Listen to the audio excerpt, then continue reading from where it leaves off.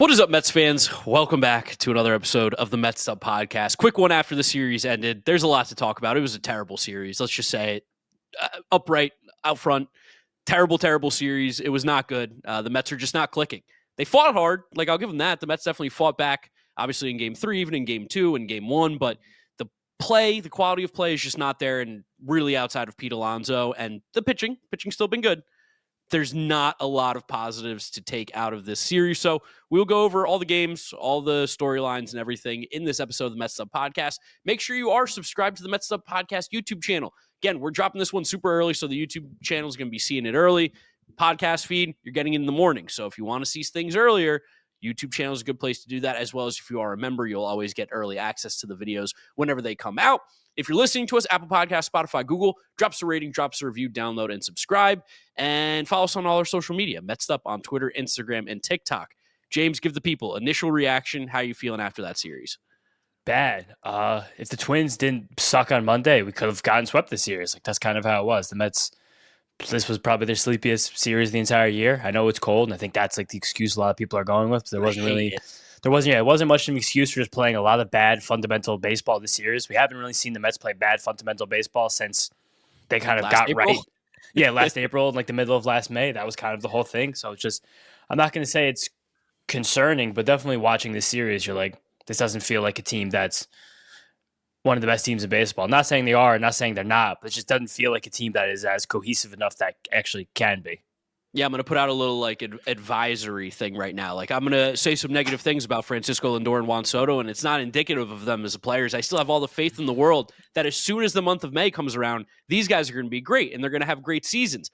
But it is so incredibly frustrating that every April, Francisco Lindor stinks, disappears. He's been terrible defensively this year at shortstop. There's no doubt about that. These are objective facts. He's made 4 errors, I think, at the shortstop position. He wasn't really there around second base to make tags. He didn't look ready at times for plays. It seems like his mind's just not really locked in like we've seen with Francisco Lindor in the past. And at the plate, the at-bats are horrible. They're terrible. It doesn't seem like there's really much of a plan. The bat's slow. He looks bad. And again, I love Francisco Lindor as a player. Much better Wednesday. Much better Wednesday, but still wasn't great. Still wasn't very good. He really only had that one single. I don't know. He did start that comeback rally off Griffin Jacks. Yeah, but I don't know. You're not wrong, he's had some bad at-bats, and I'm so tired of the bad version of Lindor because he is so good. We've seen the good version of him. If he had a good April, this guy is a perennial MVP candidate every single year. It's not even close. But for the first 25 games of the season, he's non-existent. And because of the bad defense now, at least the last couple seasons, he hadn't made errors at all. He's been playing bad defense. He just feels disconnected. And then to throw that on top of Juan Soto being in such a fucking funk, he doesn't look like the same player at all. I'm like, why can't we have nice things all the time? Why can't he just be the 1,000 OPS player that he is? I don't think he's going to stink. I'm not worried about him moving forward, but it's frustrating. It's so annoying that we have the $700 million player. We've got the franchise shortstop, and they've both disappeared in the month of April. Again, lightly disappeared. Juan Soto still almost has 900 OPS, but whatever. He does a very bad. I think it's 840. Went down a lot today because he went down a lot. Strikeouts. He's hovering right around 800 again. Wednesday was his worst game he's had so far, and again, not saying that he's not been a good Met or any of that stuff, but don't worry, guys. We will get to the New York Post things. We think that this week the Media Marvel might get its own show, might get its own video. So keep a lookout tomorrow. Yeah, because that New York Post article was so egregious. Egregious and ridiculous, and the outcry was insane. Shout out Jerry Blevins. He was talking about it on the post game. It's a non-story, but we're going to get angry. We're going to flip the script and get mad at the story.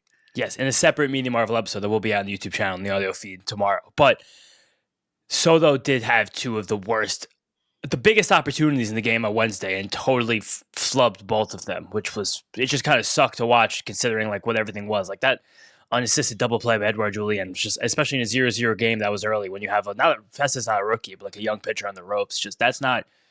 I don't know. This seems like the kind of situation that Juan Soto would thrive in. He got completely outmanned too by Griffin Jackson. An inning where the Mets rallied and went hard and that ended up tying the game. Where if he's on base, you probably break open the floodgates and actually win this game. It's just a lot of little things that this team's not doing right now that they were doing against slightly worse teams the last few series. But this Twins team, while they had a bad record, while they look pretty bad, we've said it over and over again, they're not a bad team. They're a team that played bad. I think there's a big difference there, which kind of what Yeah. the Mets were these last couple of days as well. I think that when you're not coalescing, you're not clicking, and there's a lot of good players not playing up to their potential. Nimmo's another guy that can't really be absolved through the early part of the season. No, true. We're almost another entire month in, especially the way the last 3 months of last season where Brandon just hasn't really hit. He was someone I was really looking forward to kind of getting back to the form he had been the last few years this season. Getting back on the horse, if you will. Seemed like he was healthy. Seemed like he was even healthy enough to mix in center field middle part of the series, but he's not hitting. He's not hitting at all. He's not really taking good at bats. He's that at bat in the top of the 10th inning on Wednesday, where he swings the first pitch. Wasn't even close either. It was like in on his hands. Like I've applauded Nimmo in the past for being aggressive early in the count, like against relievers when they come into the game. Like he was very selective with when he chose to be aggressive. Now, being out of the leadoff spot, being where he's hitting right now, it feels like he is being way too aggressive. It feels like Nimmo's rarely seeing deep ball counts where it's like 2-3 balls in the count. He's so aggressive and it's not working. And I think before where he was able to jump on pitchers because Nimmo had the book on Nimmo was that he's so patient that he's going to take pitches. So you can kind of just sometimes throw a fastball down the middle and get one over on him and start the count ahead.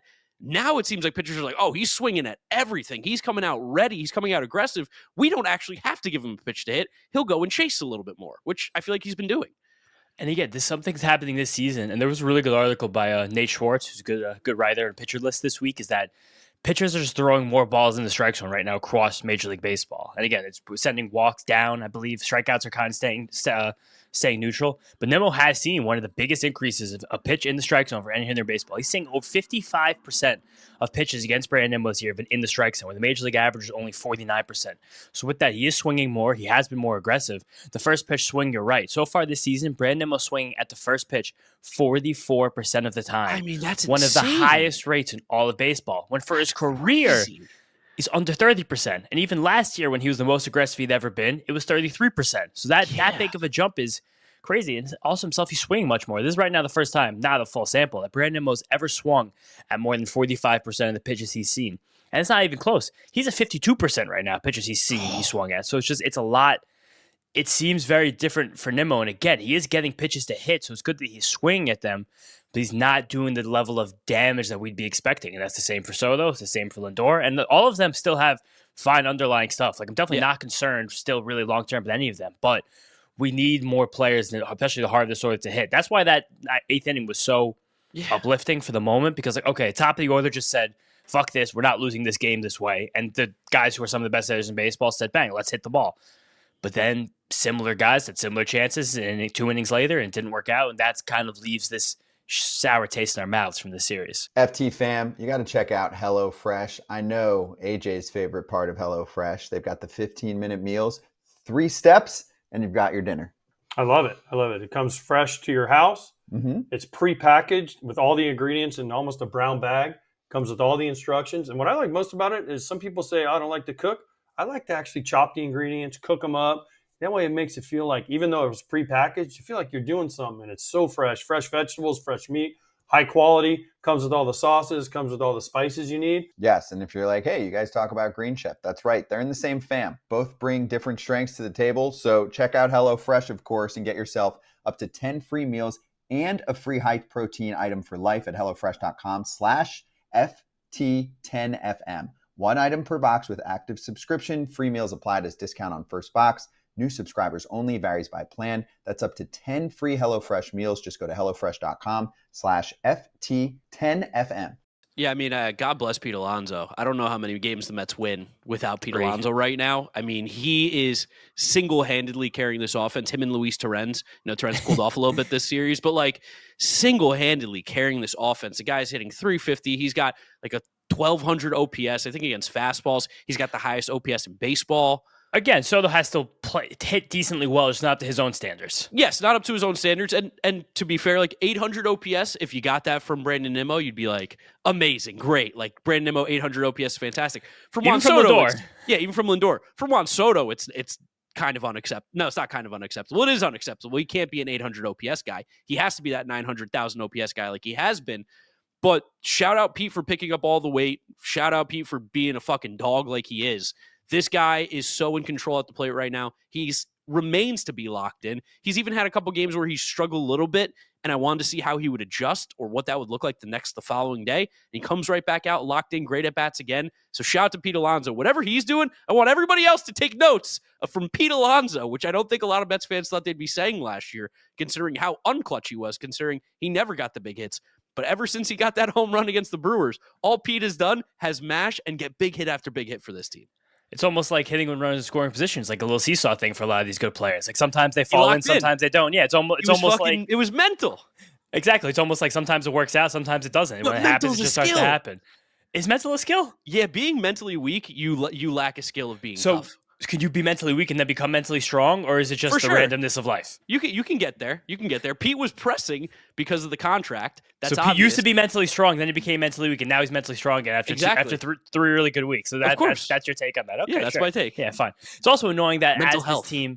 As this team, this all keeps happening. Like little things are happening that are also stopping them from winning these games. Yes. Like the send of Winker was so egregiously bad. With a ball in left field right in front of Harrison Bader, who has a fine arm. It's not the best arm in the league, but it's a fine arm. He was probably 120 feet away from home plate. Like it was a throw me and you could have thrown Jesse Winker out on legitimately. And he's not fast. Jesse Winker is not a fast runner. And also came out to the whole thing that Harrison Bader just killed the Mets this whole series. Crushed us. Tons of great plays on defense, tons of big hits, tons of big at-bats. Like that was really annoying. And then I think the play that actually Harrison Bader has a horrible arm. I thought it was at least almost average. It's terrible. Is it really bad? Yeah, this year he's in one of the lowest percentiles in Fangraphs, 10th percentile. But that throw came home, I think, at 91 miles an hour today, they said in the broadcast. Which it was a good throw. I think the play a lot of people want to hear us talk about, though, was the play in the 6th inning with Jose Butto on the mound and Willie Castro at the plate and Ryan Jeffers on second base, where Willie Castro hits a ball in the hole. Pete makes a nice sliding stop. Butto, I would say, was a quarter step slow, a half step slow off the mound.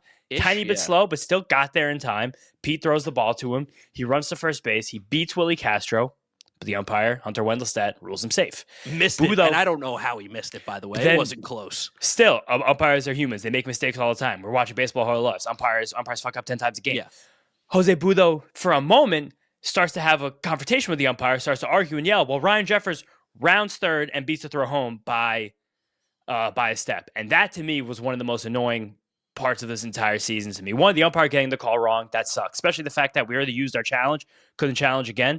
But then the fact that Butto was arguing with the umpire with the ball in play and a man on third base, that to me is inexcusable. It's the first time I've ever been really mad at Jose Butto, and that pissed me off royally. Yeah, I'm going to say this. It's inexcusable, but I will also say I totally understand that because watching the play, he was out by a step. Like it wasn't bang bang. It wasn't close. Hunter Wendelstedt botched it. You're right though. He needs to be locked in. He needs to know the situation. You can't turn your back on the play like that. I don't think that's like an acceptable. Not making that excuse, but at the same time, like he was out and he was so egregiously out. Where for Jose Butto, that was a visceral reaction where he was like, "Wait, what?" He was like, "What? Like you were out? There's no way."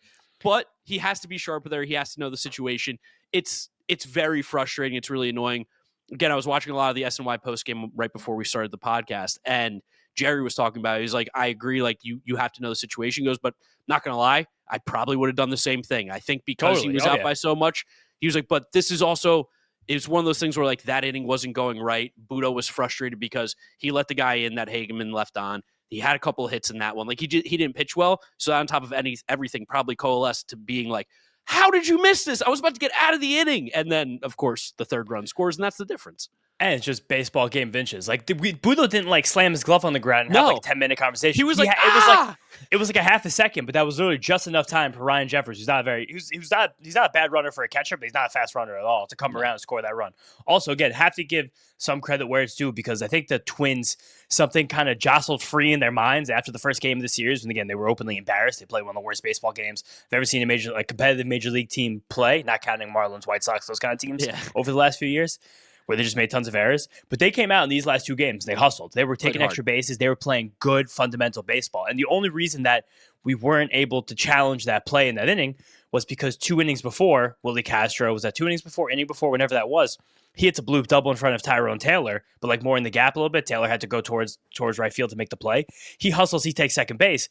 Bang, bang play. Another one where the Mets use their challenge because it was 0-0 game. Guy in second base. I understand using the challenge. They're not crazy. Not maybe the best decision to use that in the fourth inning of a scoreless game, but it looked like he could have been ruled out. almost happened, but credit to Willie Castro for hustling. Most players just stay at first after a bloop like that. He gets a second. The Mets forces the Mets to use their challenge. You get the butterfly effect, game of inches. That's just kind of good baseball stuff. But it's just, God, and the fact that the comeback happened made us happy and excited again. Saw the grit, saw the team. Luis Halacuni, that's my dog. And then to still lose because of that one stupid run that had no business scoring, that's sticking in my craw right now. Even to get out of in the ninth when Diaz walked Harrison Bader, looked like he was completely losing it. You can use a challenge. Bader gets off the base by you could put a piece of paper in between the base, but they caught it. They got him out. Edwin Diaz then shuts down the next two guys because Edwin Diaz is an agent of chaos as well. Adrenaline junkie. Yeah, he's an adrenaline junkie. That's it. And we get out of it. Pete leadoff walk, first and second, nobody out. And then just a hard double play by Jesse Waker, the Brandon Nimmo pop-up. You're like, oh, like I'm going to scream. So many little teeny tiny things happened. It all came together in the Mets losing this game. And again, not a game that deserves to win by any means. Shout out Justin Hageman. Shout out Voorhees, New Jersey. Not shout out Penn State, but cool, he went to Penn State. Yeah. Shout out him playing in there and having a good game and a spot start. Getting the call from Syracuse solid. Like weird arm slot, good cutter, good sinker. It was solid, good. It was enough from Justin Hageman where you're like, I'm not going to be horrified if he has to pitch again. Absolutely not. Yeah. And I think there'll be an opportunity for him to pitch again too. Brandon Sproat's probably like, damn it. Like, I was really hoping he wouldn't be that effective. I mean, there's some rumors dotting around a little bit for Sproat Friday. Ooh. Because that is his day. And if Canning can't go, that's a light rumor. But I still don't. It seems like Canning will be able to go. But also some classic roster manipulation. The Mets sending down Max Kranick for the day for Hageman just because they can send Hageman down to bring up somebody else. But now they're going to put Siri on the IL to call up Kranick. Yeah. Because then you have to go down in the minor leagues for I believe it's 10 days if you don't get called back up for an injury replacement. But since they're going to do a corresponding move with a guy on the injured list, Kranick can come back up. So he's probably just in the clubbilly right now. He's just he probably didn't even leave. Like maybe he like had to like hide in the hotel and be like, I'm not here, or he just went right to New York. Like Billy Epler would have been in a pretzel if he had to think about that one. I think all the time about like moments where David Stearns does get annoyed with Billy Epler, and I think about the Edwin Diaz contract. We were texting about that today. I think about the Starling Marte contract all the time because again, that guy just doesn't seem to be doing a lot of things to help this team win a day in, day out basis, taking up a roster spot where in this game, the Mets wanted to pinch hit for Hayden Sanger, and they had Marte and Mark Vientos on the bench, who never wound up getting in at bat. So I guess looking back, it wasn't the best idea, but Torrens had to go pinch hit for Sanger because we just don't have a deep enough bench to be burning a position player to then put Torrens back in the game anyway. It's tight. This was a weird, tight series. The Mets kind of tried to tightrope their way through and just weren't able to do it. Yeah, no, it was so frustrating.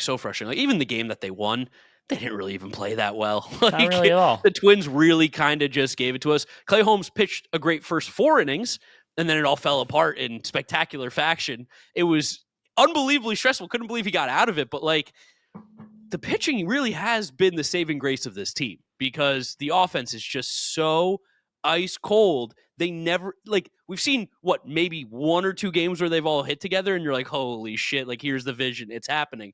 And they're only against the Marlins. Yeah, and it was only against the Marlins. So doesn't even count. Oh, when can we all hit together, please? Like I thought Soto was figuring it out. He got the home runs. I thought it was happening. I was like, yes, I thought that stupid New York Post article and all the hubbub got him fired up.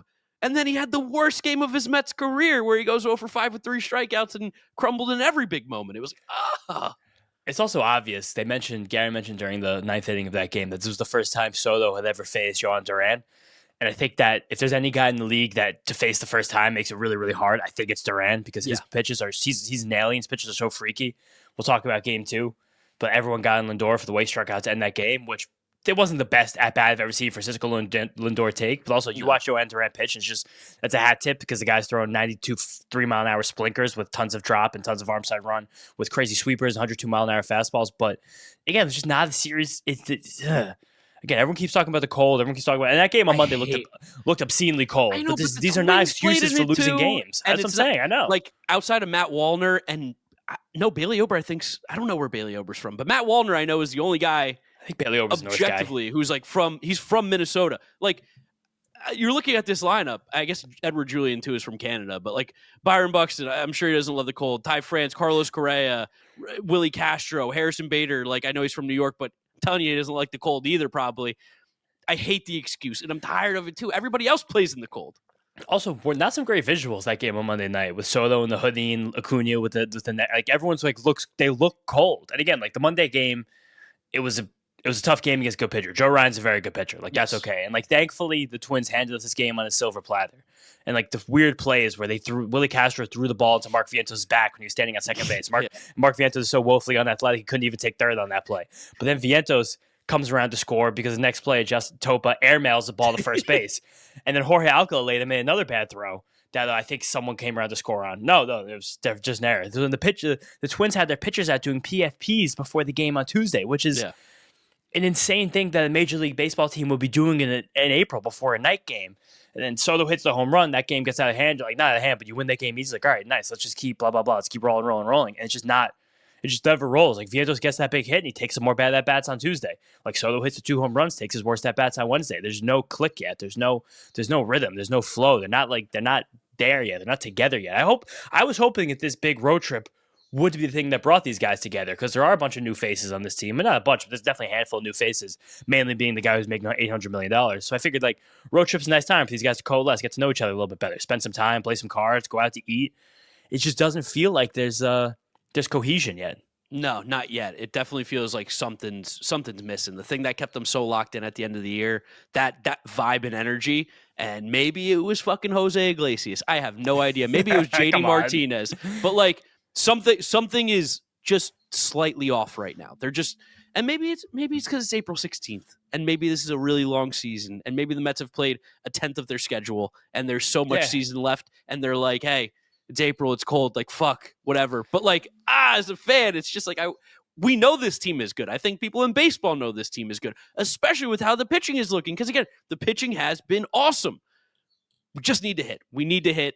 Shout out Luis Angel Acuna, looking really good. And you know what? Shout out Brett Beatty. Played a great third base again in Game 3. Couple hits. It's crazy. It seems like maybe putting him at second base might have really fucked him up hitting as well at the major league level. I mean, Acuna had a tremendous series. Like this to me was like his statement series. And again, you get that news that Jeff McNeil's been getting some reps and is going to get some reps in center field in his rehab assignment. I like which is it a lot. Hilarious that 33-year-old Jeff McNeil's going to be getting some center field reps. But I think that there's something happening right now where the Mets want to manicure this roster so they can find a way as long as possible to try and keep both Acuna and Beatty on the major league team. Because we've talked a lot about the fact that both of these guys only have one option left. And now we're still going to talk about his games a little bit more, but now we're getting some dense, just like roster team franchise talk. I mean, yeah, I guess we'll briefly talk about some pitching stuff, but we kind of talked about the games. We didn't talk about game 2 at all. Like there's a lot of game 2 stuff that I would like to talk about. All right, I guess. But it really benefits the long-term values, or I guess more or less the short-term value, to keep Acuna and Beatty on this major league roster for as long as possible, because each of them have one option season left, and both of them made the major league teams technically out of camp. So the second one of those guys has to go back to the minor leagues, their last option's been burned, and any flexibility you have with them in the future goes right out the window. So I'm sure that they really want, if you can bring Jeff McNeil onto this team and say he can play some center field, and then possibly when Jeff McNeil gets healthy, you can have Luis Angel Acuna start to work with Antoine Richardson, start to play some center field like he was doing last year, a lot more during the summer at AAA with Syracuse. Now suddenly you can keep all these guys in the roster, and if you can keep, even just for next year, one of these guys between Beatty and Acuna to have an option, it dramatically changes the way they're viewed in terms of their 40-man roster value, flexibility. Yeah, because where Acuna, I think, has earned staying on the roster, Beatty is looking better, I think we can say, especially when he's been playing third base. He looks a lot more comfortable at the plate, which, go figure. The bottom line, though, with Beatty, as bad as he's still been at the plate most of the time, he got the 2 hits on Wednesday. Yeah, that's what I'm saying. There. Third base. He's by far the best defensive third baseman in the entire roster. Vientos has looked awful. It looks terrible still. Still looks really bad. So, as bad as Beatty has been, Vientos hasn't been much better, and Beatty's giving you defense right now. So it's there's this weird thing happening at that third base position that we thought was going to happen 3 years ago, and it's happening now. Yeah, just where the fact of right now in a vacuum, if these two guys, if you extrapolate what they've done over an entire year to who's going to be the more valuable player, oddly, just because Beatty gives you plus defense is more valuable until Vientos starts to hit. And I really thought once Vientos hits, I thought Monday he popped that lid off. Then it was bad at bats, and he was out, and it was and he also there was that play down the line in Game 2 on Tuesday night where he did make a good play down the line to stop that double. Yes, but part of it to me feels like a guy that if you might not be able, might not have to leave your feet for a play like that, depending on who you are. If you're not Mark Vientos, I'm not sure. I did see that on Baseball Savant, that ball in play, just based on how hard it was hit and where it was hit, had an expected batting average around 200, which that's telling you it's a play that the third baseman probably should be making, but also it doesn't take in infield positioning, so maybe Vientos playing more off the line. So again, not chastising him for that, but it's just on defense. It's obvious that Beatty's is a much better defensive player than Mark Vientos. You cannot take that away from him, no matter what's going on with the bat. No, and right now they're both not hitting at a good level. So that's kind of the situation. All right, let's talk about game 2 a little bit because we kind of talked about game 1. Clay Holmes Well, I have a couple Clay Holmes notes to say too. Definitely like some stuff where you see like he's building. This was the first, he brought back the sinker hard this start against the lefties, where he did that a lot in the first game against the Astros, where it didn't look like he was really comfortable with all of his pitches yet, but then he just didn't throw any changeups that matchup either. So this was the first time against lefties. It was heavy sinker and changeup. That Astros lineup only had one lefty in the game. It's true. Yes, those numbers. Yeah, it was just Jordan, so those numbers were skewed anyway. But so the other 2 games where he was facing a good bit of lefties, he didn't throw either of those pitches very much. This was the most he threw either of them, and any started to get with a lefty. The changeup had 6 whiffs. He really dropped some nice ones in there. Went away from a lot of stuff. The chaos ending, though, he's always going to have a chaos ending. But like 5 strikeouts in the first 2, retired 11 of the first 12. Like there's always going to be money. Right. It's always going to be the walk, the hit by pitch. Then it was a wild pitch, then a walk, then a sac fly, then just miracle to get out of that with 1 run. But we're building good things with Clay Holmes. Yeah, definitely. Anything else pitching from that game, or you want to move on to game 2 now? No, that was it. And just like the brief game 2 was just Lindor game was painful. Yeah, he's in such a weird funk because hates April. Yeah, we must hate the month of April. Like, I want to know what happened like in that month to him because it seems like he's scorned by it. But we're accustomed to the bat being slow, but the glove being the way it has is shocking. And then it's also like, at least again, the only thing about Lindor, he always says the right things after the game. And this time, maybe even too contrite with it, where he said it's unacceptable what's happening right now. True, it's unacceptable. I have to be better. It's not the standard the Mets have. It's not the standard I have for myself. It's been 2 games already that I've cost the team. I got into it with some people on Twitter after the game because they were like, Lindor single-handedly lost this game. I was like, Lindor wasn't all 9 guys in the lineup. That's just not true. Lindor didn't let the leadoff guy get on in 5 consecutive innings pitching on the mound. So that's not at the end of the day. There were still 4 earned runs in this game, and the Mets scored 3. Like that's what I'm saying. Like you can't really say shit about that. But yeah, McGill wasn't sharp. It was he lost the slider movement that he had. He wasn't getting on top of that ball the same way. It was not dropping as much as it had his last few starts. It was not a put-away pitch for him like it's been early in the season. Again, that's one thing that you might be able to attribute to the cold. But again, just lick your hand, dude. You got to find a way to grip that ball. Like, you have to find a way. Like, Bailey Ober didn't really have a problem with his slider. His changeup looked really good pitcher. Every single inning, the Twins got the leadoff guy on base. And it was just nickel and diming. It was ground balls through the hole. It was fielders' choices scoring runs.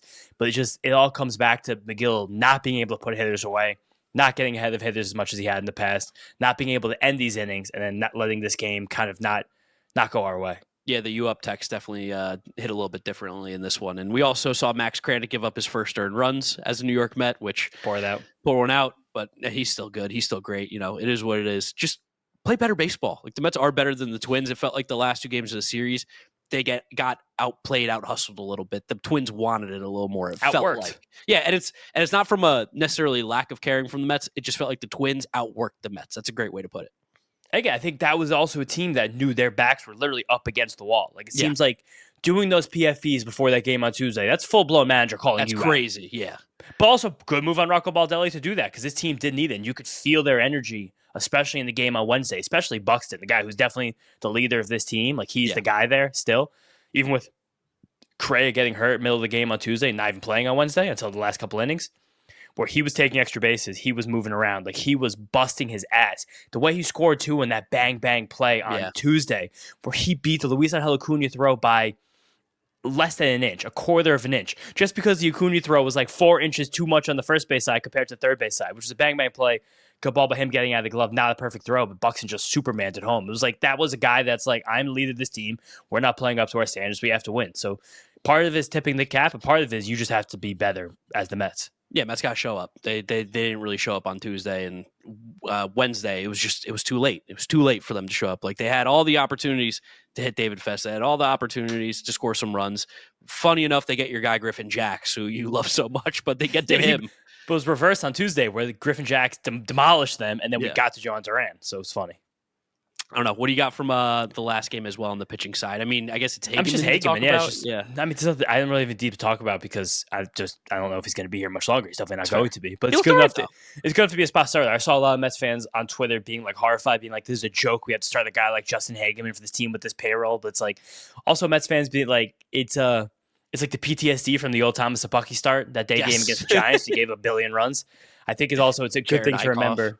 Yeah, good thing to remember from this team that this is not the same organizationally as the Mets teams from our past. I think as growing up as Mets fans through, guys like Steve Phillips and, situations with Jim Duquette and like all these guys, like it was, Brody, it was Billy Epler. Like, it's like being a Mets fan from this era is kind of like when you like pick up a new dog from the shelter where you're being really nice to the dog and you pet the dog, but it flinches. It goes back on you. Once in a while still doesn't trust you. Yeah. That's what I'm saying. Yeah. So we kind of have those feelings now where this is just like this is the first time in our Met fan watching lives that there's like a really, really, really smart person who's really aware of what's going on the edges, controlling this stuff. And David Stearns brought in Justin Hageman like in November, one of the first guys they signed this offseason. It was for the purpose of making a handful of spot starts, hopefully, at some point this season. And it worked. And just got a hit. Two quick things I'll mention about the relievers on Wednesday. Huascar Brazoban looked great again. Yeah. They mentioned that apparently Brazoban has like a hard time like believing in himself, and that the Mets have been really, really positive with him,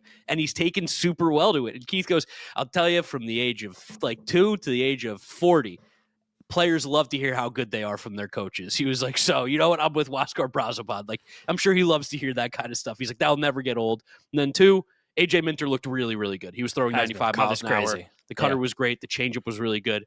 He gets 5 big booms. Boom, boom, boom, boom, boom. Okay.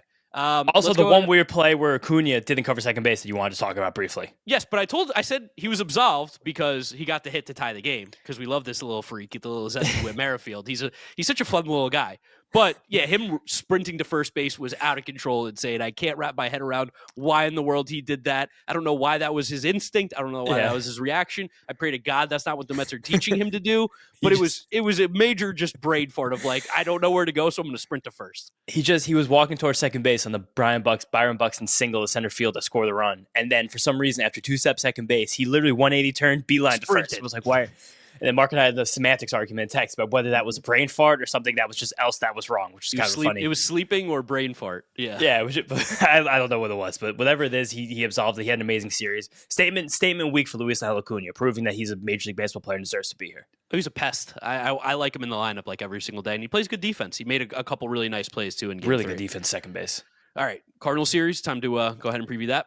Yes, time to preview the Cardinal series. 4-game series coming to Citi Field this weekend. Mark and I will be in the ballpark on Thursday. If you guys will be there, hit us up. Love to say hello.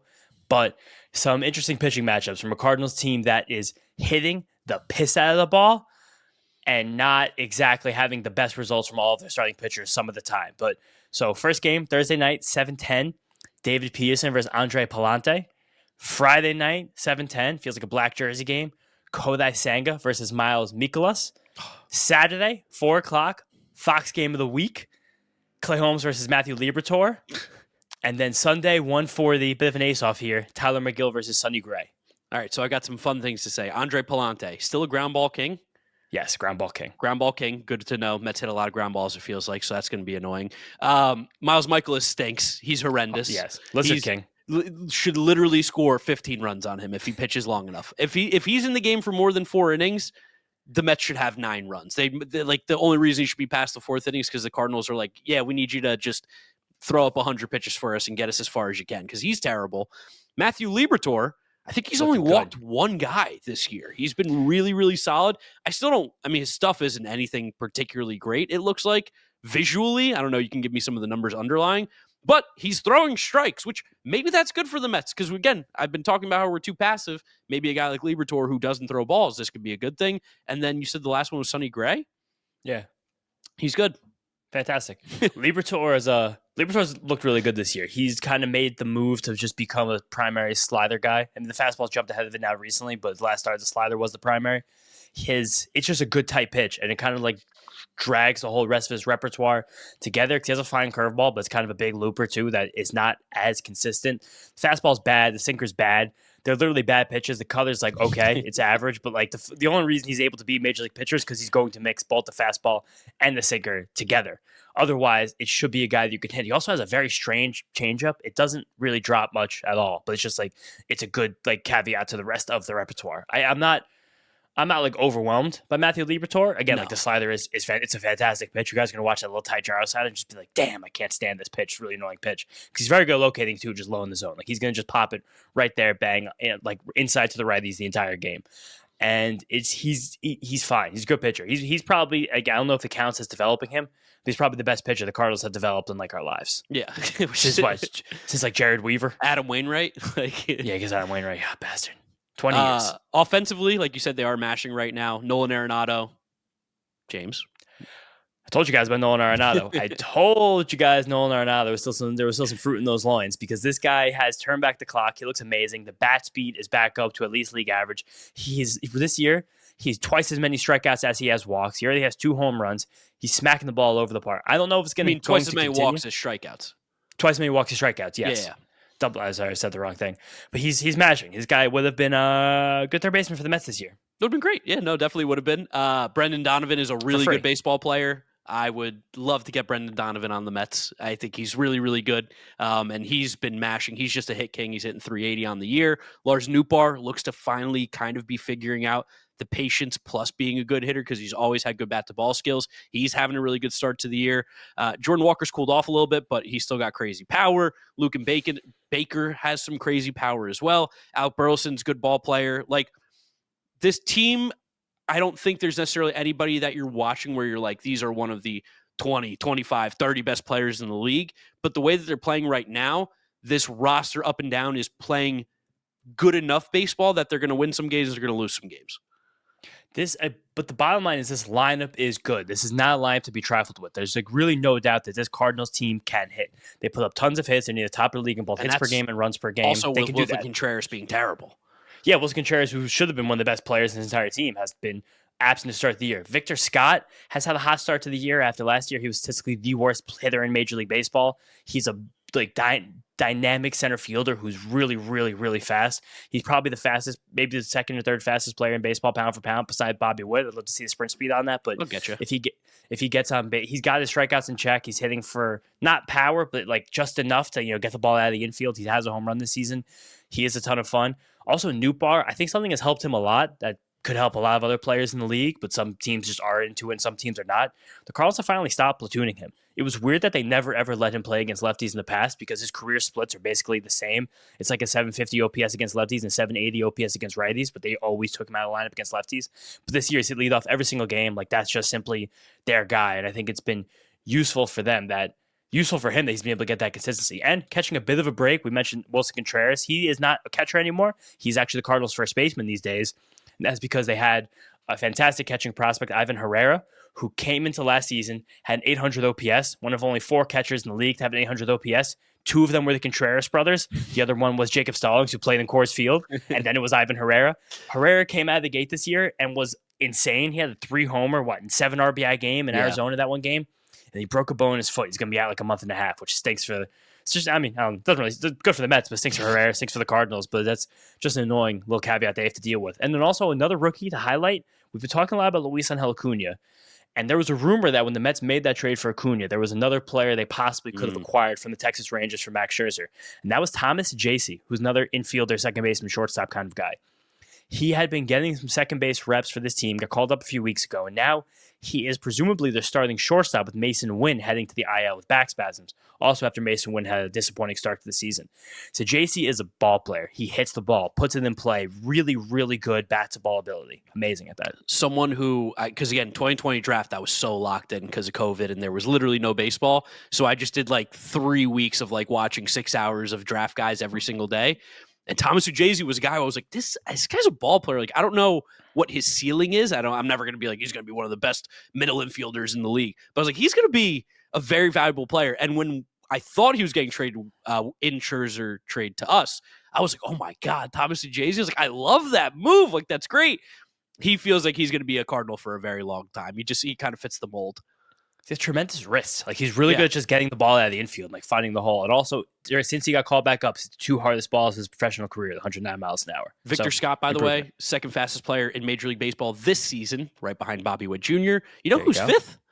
Luis Angel Acuna. Luis Angel Acuna, our short king. Love our zesty Whit Merrifield. 5'3" with an attitude. But I think that's all we got for the episode. I'm going to check on a Frankie. I told Frankie if he wanted to get on this one, he had to be fast. So might be busy at work. I could see that. But we got one. We got a Frankie. Will he be on the freeway again? I mean, possibly. I mean, he had to get his voicemail quickly. 4:27. He sent this. This might have been 3 minutes after the game ended. All right, let's hear it. Here we go, Frankie. Gentlemen, Frankie Pappas, how you doing? I'm leaving this message right after the game. It was disappointing. This whole series was a little bit of a letdown. I think these boys need to get their Easter baskets in a row before the series coming up against the Cardinals. Just a lot of missed opportunities. Too many missed opportunities every game. Defensive miscues, failing to hit when they need, all those sorts of things. But it is what it is, I suppose. I hope you boys are doing well. I hope you boys, if you will celebrate Easter with your families, enjoying the holiday. I'm going to see some family. It's going to be wonderful. I'm making you know what. Bolognese. So I hope y'all doing well. And I will talk to you boys soon. Take care. Let's go, Mets. Let's go, Mets. Shout out Frankie. Shout out everybody out there celebrating Easter. Shout out everybody out there selling Orthodox Easter. Shout out Mark there. Shout out everyone. We missed some Passover last weekend. I think we did say celebrate that, but celebrate Passover with everybody as well. That's 4-game series against the Cardinals. Just fuck this team up. Stick 3. I hate the Cardinals. I want to kill the Cardinals. I can't wait to be in the ballpark on Thursday. I think the game that doesn't need to be mentioned. I think that was like the first time I ever actually freaked out and raged over the Mets losing. So yeah, I hate the Cardinals as well. I fucking hate this team. Let's beat them, and we're better. We're better than this team. Take 3 or 4. No excuses. Back at home, Mets love playing at home. They love that energy. So hopefully everybody's out at the games. If you can be there again, we'll be there Thursday night. Come say what's up to us. We usually hang out in center field by the Coors Light section over there, have some beers before the game. We'd love to meet some of you guys. I'll be there Friday as well. So check us out. If not, you know what to do. Subscribe to the Mets'd Podcast YouTube channel so you see the video versions of these podcasts. If you're listening to us, Apple Podcasts, Spotify, Google, drop us a rating, drop us a review, download, and subscribe. And follow us on all our social media at Mets'd on Twitter, Instagram, and TikTok. You can find more content there. You can follow James on Twitter and YouTube at James Schiano. And I'm Giraffe Neck Mark with a C. Thank you guys for listening and watching. I'll catch you all. We'll catch you all on the next episode. Peace out. Peace out, guys. Let's go Mets.